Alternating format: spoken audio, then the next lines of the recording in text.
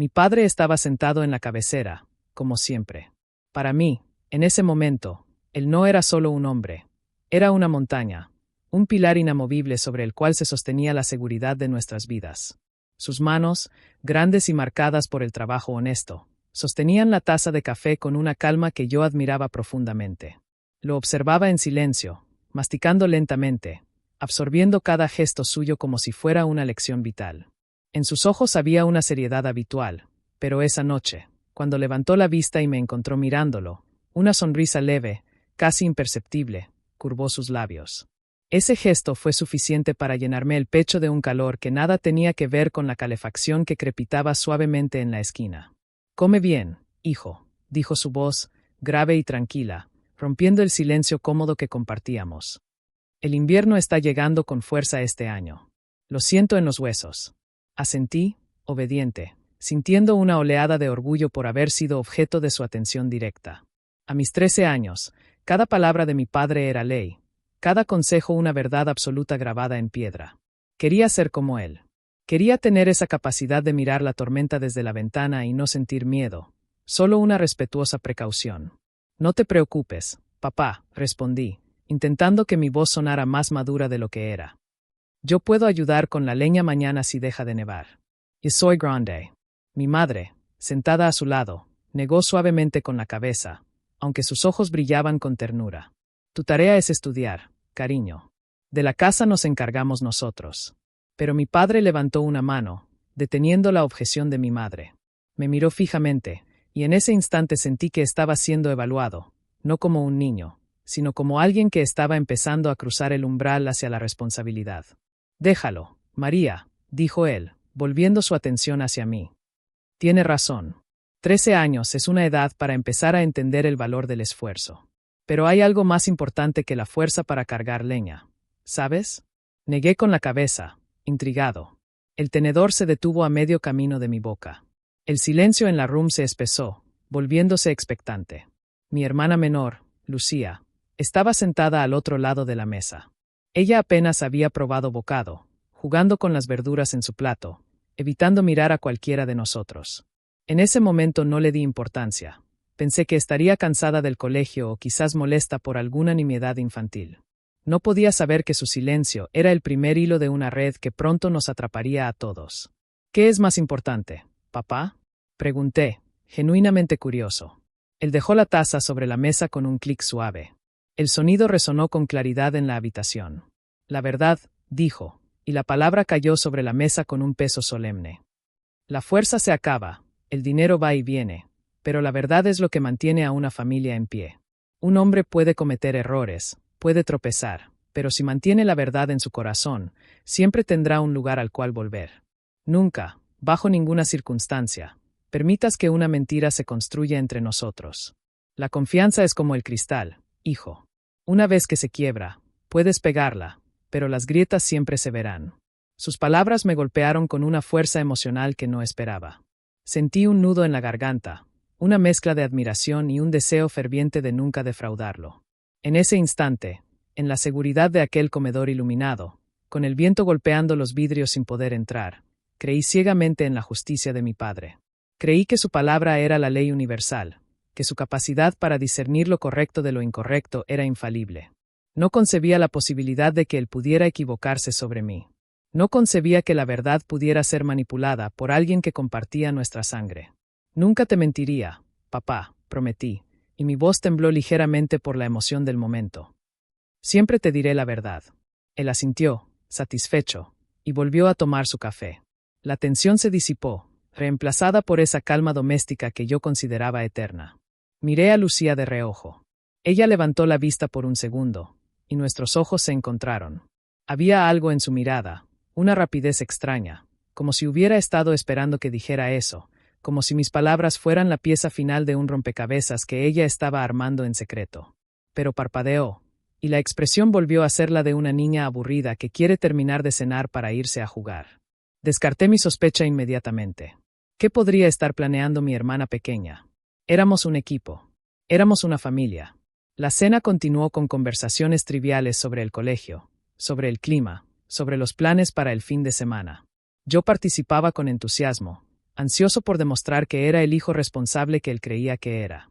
Cada risa de mi madre, cada asentimiento de mi padre, reforzaba los cimientos de mi seguridad. Me sentía protegido por una armadura invisible forjada por el amor y la confianza mutua.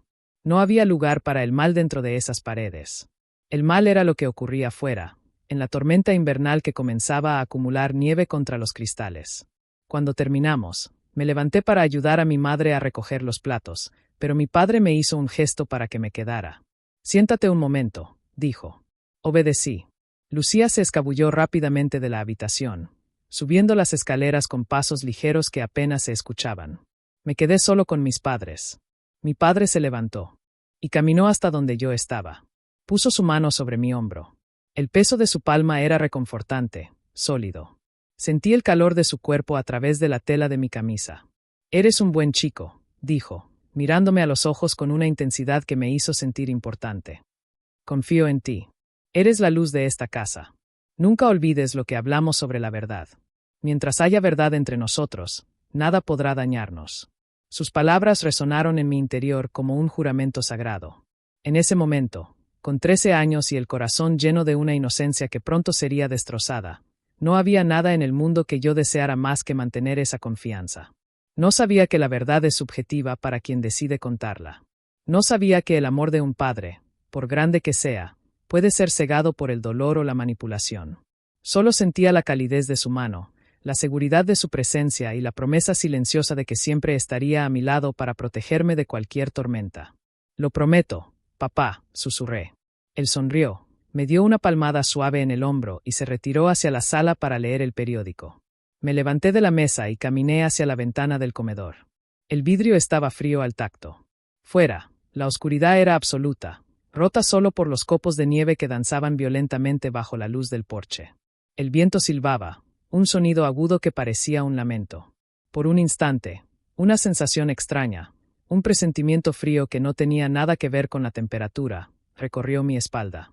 Miré mi reflejo en el cristal. Vi a un niño que confiaba ciegamente en su mundo. Apagué la luz del comedor y subí las escaleras hacia mi habitación. Los pasos de madera crujían bajo mis pies, un sonido familiar que siempre me había indicado que estaba en casa. Al pasar frente a la habitación de Lucía, la puerta estaba entreabierta. Una luz tenue se filtraba desde dentro. Me detuve un segundo, pensando en entrar y saludarla, pero decidí no molestarla. Mañana sería otro día. Mañana seguiríamos siendo la familia perfecta que éramos esa noche. Entré en mi cuarto y me acerqué a mi cama. Las sábanas estaban frescas y limpias. Me acosté, pero el sueño tardó en llegar. Las palabras de mi padre seguían dando vueltas en mi cabeza. La confianza es como el cristal. Cerré los ojos, imaginando ese cristal, transparente y fuerte, rodeándome a mí y a mi familia. No podía saber que, al otro lado de la pared, en la habitación de mi hermana, ese cristal ya estaba siendo golpeado con un martillo invisible. No podía saber que la tormenta que rugía afuera era solo un presagio de la que se desataría dentro de nuestro hogar. Me dormí con una sonrisa leve, abrazando la almohada, sintiéndome el niño más afortunado del mundo, protegido por la justicia infalible de mi padre, completamente ajeno a que esa justicia sería, al día siguiente, el instrumento de mi mayor dolor. La noche avanzó, el viento aumentó su intensidad sacudiendo los marcos de las ventanas, pero yo dormía profundamente, envuelto en la falsa seguridad de una verdad que estaba a punto de ser reescrita por alguien que conocía demasiado bien mis vulnerabilidades. La calma era absoluta. Estuviera cansada de luchar contra el frío. Me estiré en la cama, con la sensación residual de seguridad de la noche anterior aún pegada a la piel como una manta invisible. Las palabras de mi padre resonaban en mi mente como un mantra protector. La confianza es como el cristal. Me levanté con energía, ansioso por comenzar el día, sin saber que ese cristal ya tenía una grieta fina, apenas visible, recorriendo su superficie desde la habitación de al lado. Al bajar las escaleras, el crujido de la madera sonó diferente. Ya no era el sonido acogedor de la noche previa, sino algo más seco, más alerta. El aroma del café llenaba la cocina, pero el aire se sentía tenso, cargado de electricidad estática. Mi madre estaba frente a la estufa, removiendo una olla con movimientos mecánicos, sin cantar como solía hacer los domingos. Mi padre leía el periódico en la mesa, con el ceño ligeramente fruncido, concentrado en las noticias sobre la tormenta que se avecinaba. Y allí estaba Lucía. Mi hermana estaba sentada frente a su tazón de leche, pero no estaba comiendo. Sostenía la cuchara entre los dedos, golpeando suavemente el borde de la cerámica. Tink, tink, tink. El sonido era rítmico, hipnótico, y rompía el silencio de una manera que me ponía los nervios de punta. Cuando entré, no levantó la vista. Sus ojos estaban fijos en el líquido blanco, pero sentí su atención cambiar, desplazarse hacia mí como un radar que detecta una intrusión. Buenos días, dije, intentando inyectar normalidad en mi voz, buscando esa conexión fraternal que siempre habíamos tenido. Lucía levantó la cabeza lentamente. Sus ojos, del mismo color que los míos, me escanearon de arriba a abajo. No había calor en su mirada, solo una evaluación fría, calculadora. Buenos días, respondió, pero su tono fue plano, desprovisto de la dulzura habitual. Volvió a bajar la vista a su leche.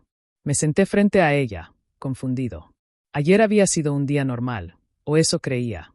¿Qué había cambiado en 12 horas? Intenté sonreír, buscando disipar la nube invisible que se había formado entre nosotros. ¿Dormiste bien? El viento estuvo fuerte anoche.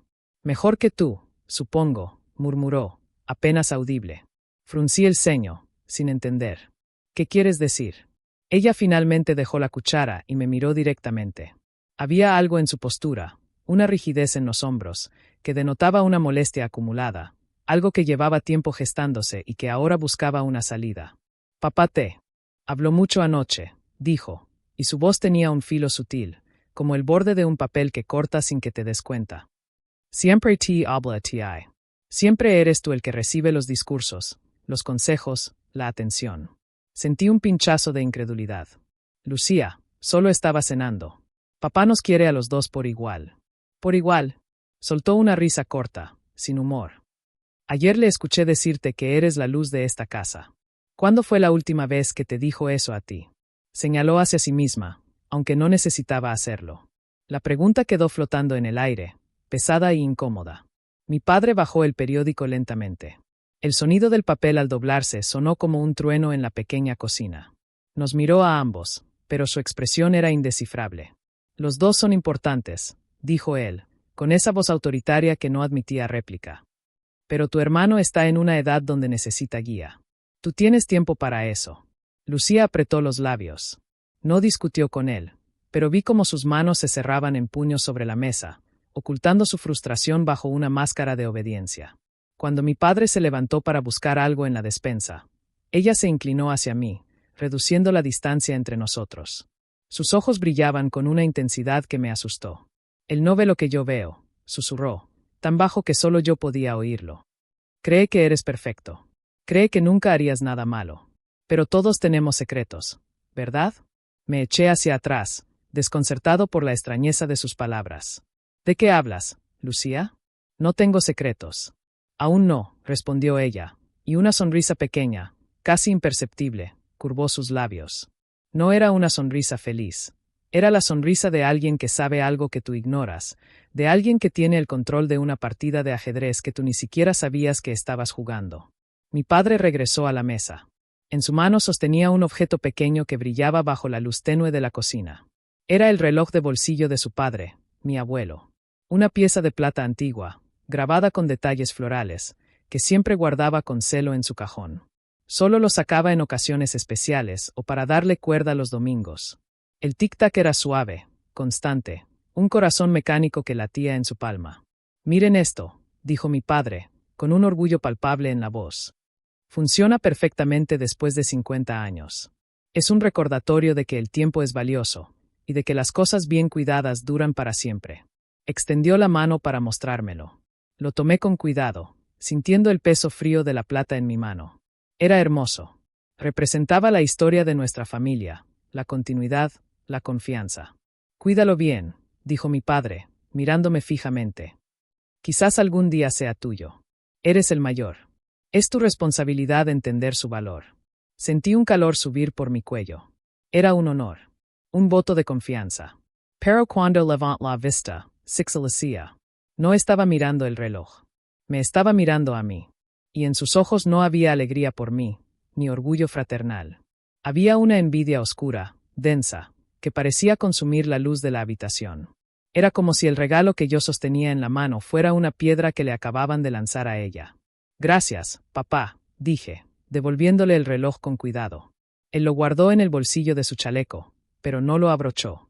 Se levantó, tomando su abrigo. Tengo que salir a revisar el cobertizo antes de que empeore la nieve. No tardo. Salió por la puerta trasera, dejándonos solos a mi madre, a Lucía y a mí. Mi madre se secó las manos en el delantal y nos miró. Compórtense mientras termino de ordenar aquí.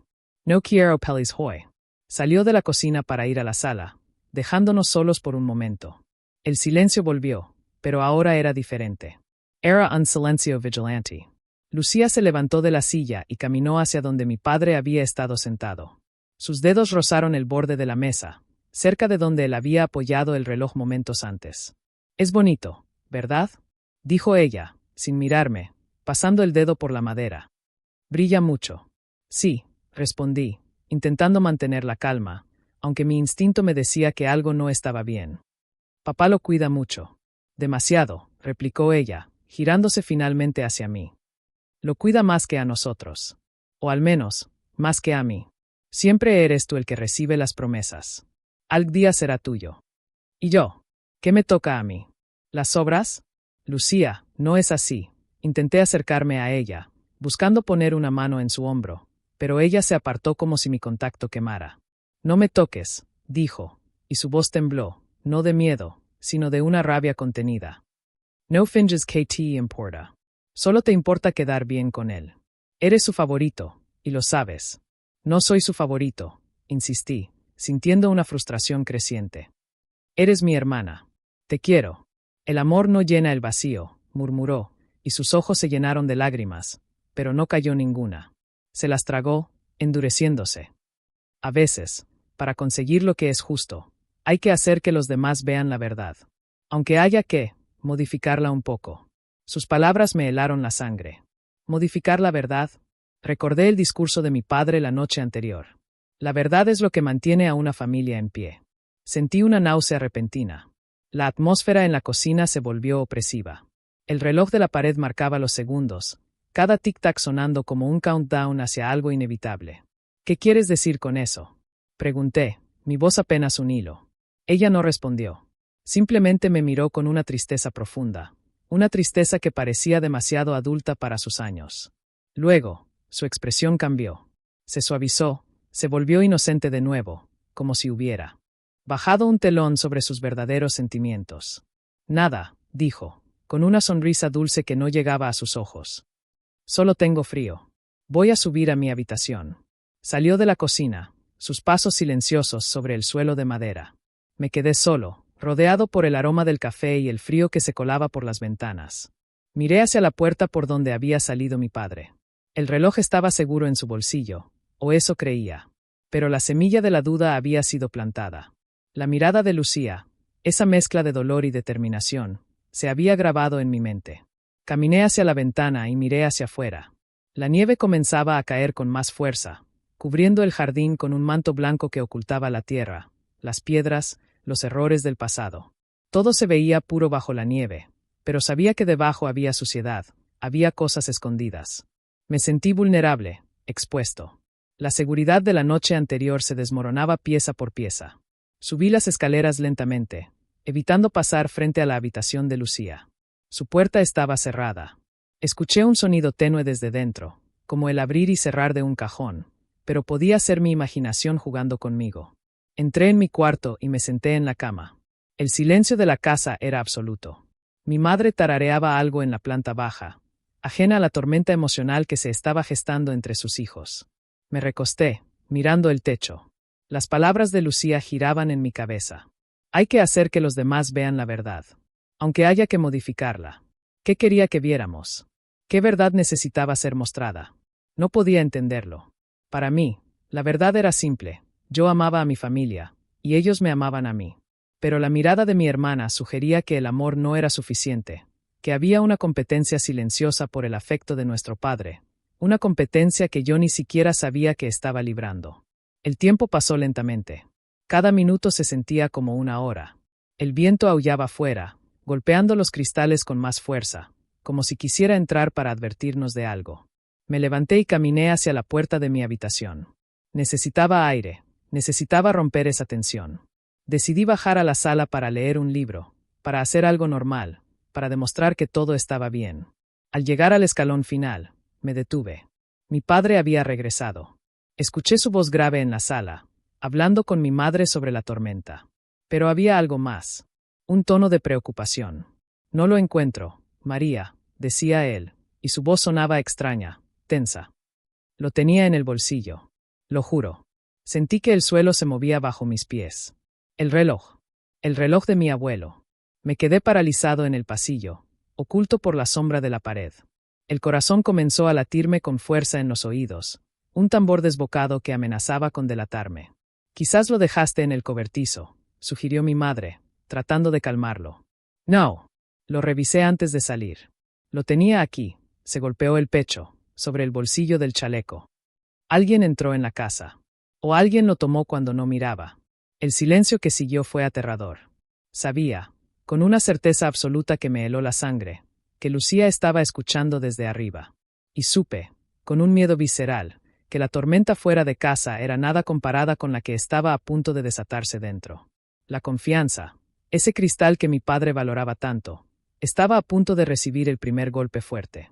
Y yo, inocente, parado en el que se hundía en mi pecho, apretando mi garganta hasta dificultarme la deglución. El reloj no era solo un objeto, era la memoria de mi abuelo, el símbolo de la honestidad que mi padre predicaba, el testimonio físico de la confianza que creía tener. Y ahora había desaparecido. Y yo había sido el último en tocarlo, además de él. Escuché los pasos pesados de mi padre acercándose al pasillo. Me aparté de la sombra, intentando componer mi rostro, eliminar el rastro de miedo que seguramente estaba grabado en mis ojos. Cuando apareció por el umbral, su expresión había cambiado drásticamente. La calidez de la mañana se había evaporado, reemplazada por una dureza pétrea que no le había visto nunca. Sus ojos, usualmente brillantes con orgullo, estaban oscurecidos por una preocupación que bordeaba la ira contenida. Me miró, y por un instante, solo un instante, vi duda. Esa duda fue más dolorosa que cualquier grito. «Venid los dos a la sala», ordenó. Su voz no era alta, pero tenía una autoridad absoluta que no admitía retrasos. Caminé detrás de él, con las piernas pesadas como si llevara plomo en los zapatos. Lucía bajó las escaleras justo cuando llegábamos. Su rostro estaba seco, sereno, demasiado tranquilo para la situación. Se ajustó el cardigan que llevaba puesto, un gesto casual que contrastaba con la tensión eléctrica que llenaba la casa. Entramos en la sala principal. El fuego en la chimenea se había reducido a brasas moribundas, lanzando un calor intermitente que no lograba combatir el frío que se sentía en el ambiente. Las ventanas vibraban con los embates del viento, y la nieve fuera comenzaba a acumularse, borrando el mundo exterior, aislándonos en nuestra propia tragedia doméstica. Mi padre se plantó frente a la chimenea, cruzando los brazos sobre el pecho. El chaleco donde había guardado el reloj colgaba abierto, el bolsillo vacío como una boca gritando una acusación silenciosa. Mi madre se había unido a nosotros, secándose las manos en el delantal, con los ojos inquietos moviéndose de mi padre a nosotros. El reloj de mi padre ha desaparecido, anunció él, mirándonos a ambos, pero sus ojos se detuvieron en mí un segundo más largo. Lo tuve en la cocina esta mañana. Lo guardé en este bolsillo. Cuando salí al cobertizo, todavía estaba allí. Al volver, no estaba. El silencio que siguió fue absoluto, solo roto por el crujido de la madera de la casa asentándose bajo el peso del viento. Seni la morada de Lucía en mi perfil, pero no me atreví a girar la cabeza. ¿Estás seguro de que lo trajiste dentro, papá? Preguntó mi madre, con voz suave, intentando buscar una explicación lógica, una salida honorable para todos. Quizás se cayó en la nieve, o se quedó en la mesa del cobertizo. Revisé cada centímetro, María, respondió él, sacudiendo la cabeza con frustración. No está fuera. Alguien entró en la casa mientras yo estaba fuera, o alguien lo tomó cuando me quité el abrigo antes de salir. Yo estaba en mi habitación, dijo Lucía inmediatamente. Su voz fue clara, firme, sin titubeos. Escuché la puerta cerrarse y luego me quedé leyendo. No bajé hasta ahora. Asentí rápidamente, buscando Fujó su coartada para proteger la mía, aunque no la necesitaba. Yo también estaba arriba. Bajé cuando escuché que papá había vuelto. Mi padre nos observó, procesando la información. Caminó lentamente hacia la mesa central, donde el reloj solía descansaba los domingos. Pasó el dedo por la superficie de madera, como si esperara encontrar una marca invisible. «Este reloj es irreemplazable», dijo, y su voz se quebró ligeramente, revelando el dolor profundo que sentía. «No es por el valor del metal. Es por lo que representa.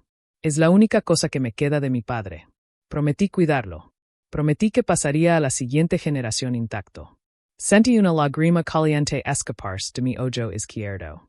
La limpié rápidamente con el dorso de la mano, avergonzado. Ver a mi padre así, vulnerable y dolido, era insufrible. Quería decirle que yo lo encontraría, que buscaría hasta debajo de las tablas del suelo, pero el miedo me paralizaba. Sabía que cualquier movimiento mío podría ser interpretado como culpabilidad. «Papá, yo no lo tengo», dije, mi voz sonando más pequeña de lo que hubiera querido. «Te lo juro. Nunca lo tomaría sin permiso». Él se giró hacia mí lentamente. La intensidad de su mirada me hizo retroceder un paso. «No he dicho que lo tengas, hijo», respondió, pero el tono era gélido. «Estoy diciendo que ha desaparecido en un momento en que solo estábamos nosotros en casa. Y necesito saber la verdad. Ahora, antes de que esto se vuelva más grande». Lucía dio un paso adelante. Se colocó ligeramente detrás del hombro de mi padre, una posición que la hacía parecer protegida por él, mientras me dejaba a mí expuesto. Bajó la mirada al suelo, fingiendo timidez, pero cuando habló, sus palabras fueron precisas, calculadas para sembrar la duda sin parecer un ataque directo. Yo no quiero meter a nadie en problemas», empezó, jugando con el borde de su manga. Pero antes de que papá saliera, vi a mi hermano cerca del perchero. Estaba ajustándose la bufanda. El aire se escapó de mis pulmones. Era cierto, había estado cerca del perchero. Pero era algo inocente, normal. Sin embargo, en el contexto actual, sonaba como una confesión. «Lucía, todos pasamos por el perchero», dije, sintiendo como la desesperación comenzaba a trepar por mi garganta. «Mamá pasó, tú pasaste. Yo solo me abrigaba porque hacía frío». «Lo sé», dijo ella, levantando la vista. Sus ojos se encontraron con los míos, y por un segundo, vi un destello de triunfo cruel antes de que lo cubriera con una máscara de preocupación. Solo lo menciono porque vi que sus manos estaban cerca del bolsillo del chaleco. Pensé que quizás solo lo estaba acomodando. Pero luego papá se fue y el reloj desapareció. Era una mentira suave, envuelta en preocupación, pero era una mentira. Yo no había tocado el bolsillo. Había estado ajustando mi propia bufanda. Pero la sugerencia estaba hecha. La imagen había sido plantada en la mente de mi padre. Vi cómo sus ojos se estrechaban. La duda se estaba solidificando, convirtiéndose en sospecha. «¿Es eso cierto?», preguntó mi padre, clavando su mirada en mí. «¿Tocas mi calico?». «No», respondí, demasiado rápido, demasiado alto. «Quiero decir, no lo robé. No toqué el bolsillo». Lucía está confundida. «No estoy confundida», insistió ella, con una calma exasperante. «Solo digo lo que vi. No quiero que papá esté triste. Si el reloj apareciera, todo estaría bien. Pero si alguien lo tomó, alguien tiene que decirlo». La manipulación era brillante y terrible. No me acusaba directamente de robo. Se posicionaba como la guardiana de la verdad, la que solo quería aliviar el dolor de nuestro padre. Y yo, en mi defensa torpe y asustada, parecía el culpable que intenta ocultar algo. Mi madre miraba de uno a otro, incapaz de intervenir, atrapada entre la autoridad de mi padre y la aparente inocencia de sus hijos. «Busquemos en las habitaciones», sugirió mi padre, aunque sonaba más como una sentencia que como una solución. «Si está en esta casa, lo encontraremos». La búsqueda fue una humillación silenciosa. Caminamos detrás de él mientras revisaba mi habitación. Vi cómo sus manos movían mis libros, levantaban las sábanas de mi cama, miraban debajo del escritorio. Cada objeto desplazado era una violación de mi privacidad, pero entendía su dolor. Sin embargo, la forma en que lo hacía, con una brusquedad contenida, me decía que ya había decidido qué pensaba encontrar. No encontró nada. Por supuesto que no. El reloj no estaba allí. Luego fue el turno de la habitación de Lucía. Ella se quedó en el umbral, observando con una expresión de tristeza resignada. Mi padre revisó con menos intensidad allí, como si